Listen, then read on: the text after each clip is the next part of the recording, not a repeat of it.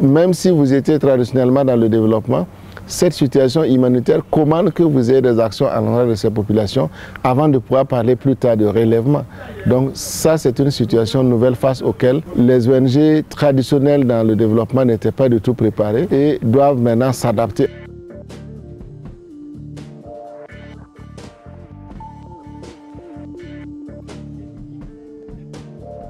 On a pu rassembler environ plus de 7 tonnes de mil, plus de 5 tonnes de riz, de l'huile, du sucre, des habits qui sont aussi donnés par la solidarité internationale parce qu'il y a des ONG aussi soutenues aussi par les Belges.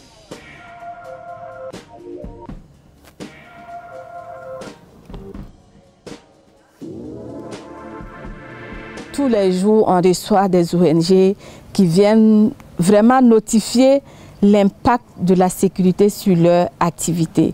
La plupart ne peuvent plus rester dans les zones touchées, notamment les régions de l'Est et tout. L'ONG, sa force c'était quoi? C'est d'aller au plus près des communautés. Mais aujourd'hui, il y a pas mal d'ONG qui nous remontent la situation qu'on ne peut plus aller déployer nos activités jusqu'à tel niveau. Donc on est obligé de faire venir les communautés dans des endroits où on garantit un minimum de sécurité. Oui, à l'Est, il y a ces difficultés-là et c'est apparu aussi en 2016. C'est assez récent. Et donc l'insécurité liée à des mouvements terroristes. Si les ONG s'en vont, c'est sûr qu'ils seront laissés à eux-mêmes et c'est vraiment pas là ce qu'il faut faire.